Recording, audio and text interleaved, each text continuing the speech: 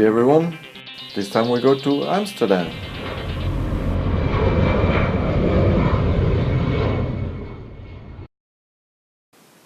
Arriving at the Schiphol airport, one can take the train to Central Station and from there one of the many trams going through the city. Figure out which is the best line to take and arrive to one of the three famous I Amsterdam signs, their catchphrase.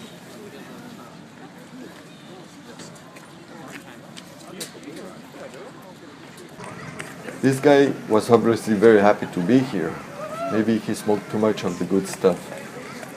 Just to make it clear, I don't know him and don't want to.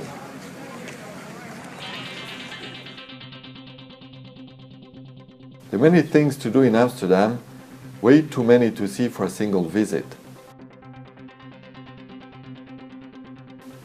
And since this is our first time here, we decided to go to the most famous and known ones.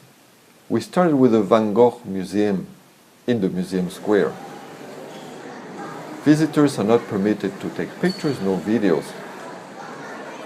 But one can go to the museum site, see, download many of the most famous paintings of the Van Gogh collection and others such as Monet, Gauguin, Pissarro, Toulouse-Lautrec.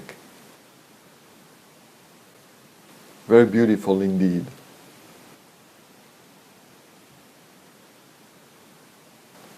After the Van Gogh, we went to the Rijksmuseum, still in the Museum Square,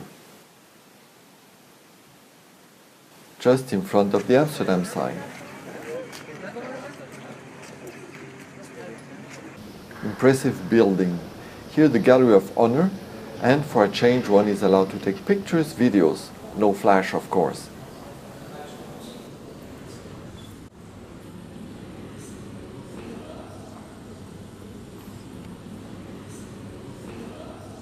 The Night Watch from Rembrandt.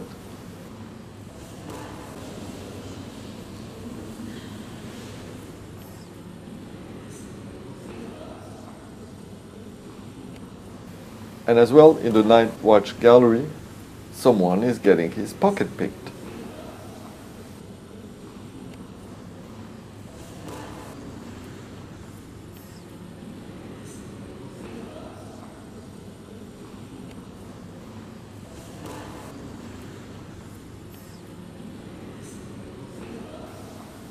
Models of their famous ships.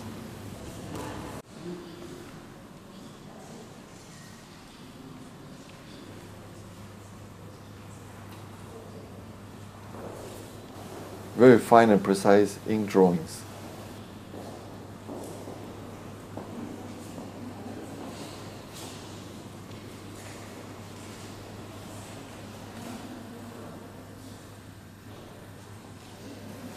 Doll's House.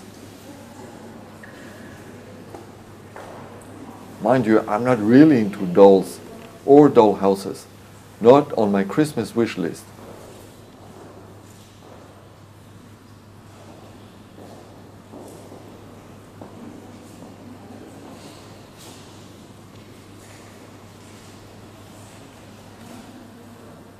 I'm just fascinated by the skills and precision needed in making such small objects and utensils of daily life.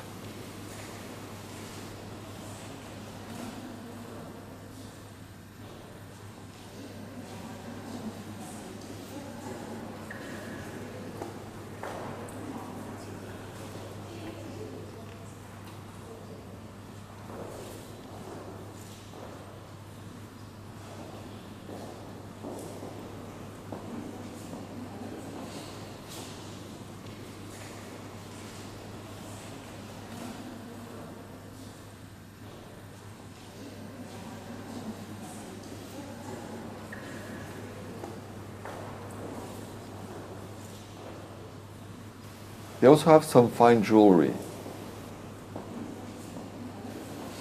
and guns. So many of them, I couldn't possibly include them here. I don't want you to fall asleep. And, of course, the famous Delft blue porcelain. a flower pyramid pot.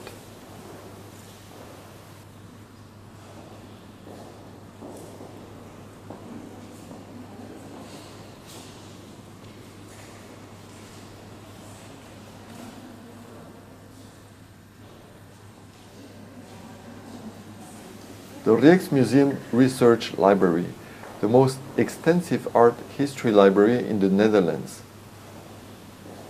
They have a reading room where visitors can consult study prints, drawings, photographs, albums, books.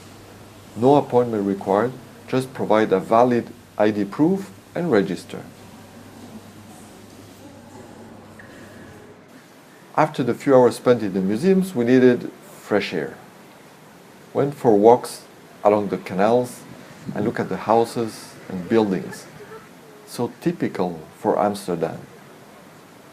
We looked into real estate agencies, just for fun, quite expensive I must say, comparable to big cities in CH. If you can't afford an apartment here, there's still the option of a barge, right?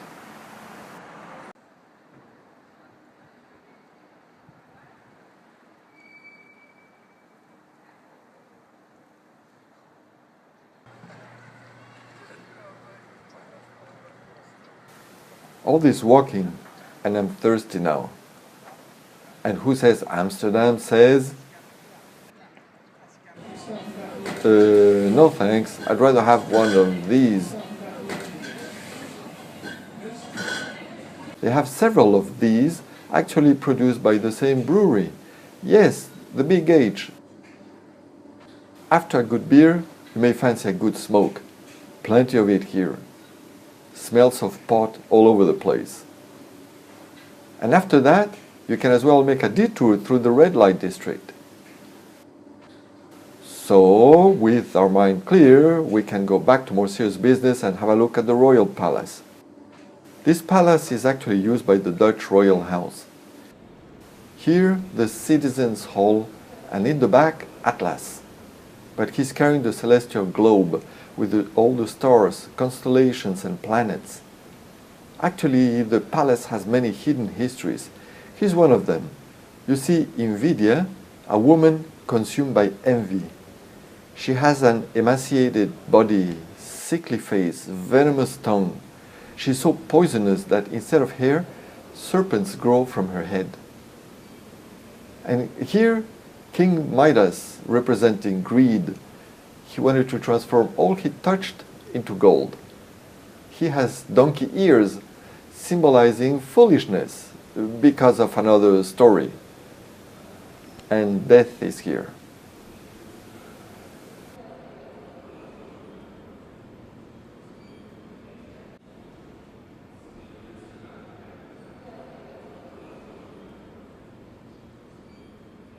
The other rooms and sculptures have as well a story to tell. So many of them.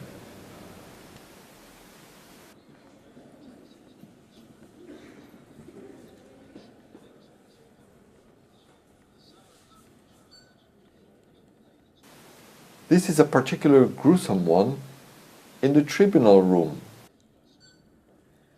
Brutus witnesses the execution of his two sons for conspiring against Rome.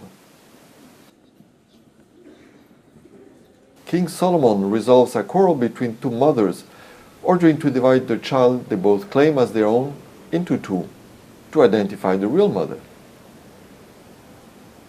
Seleucus is losing his own eye in compassion for his adulterous son.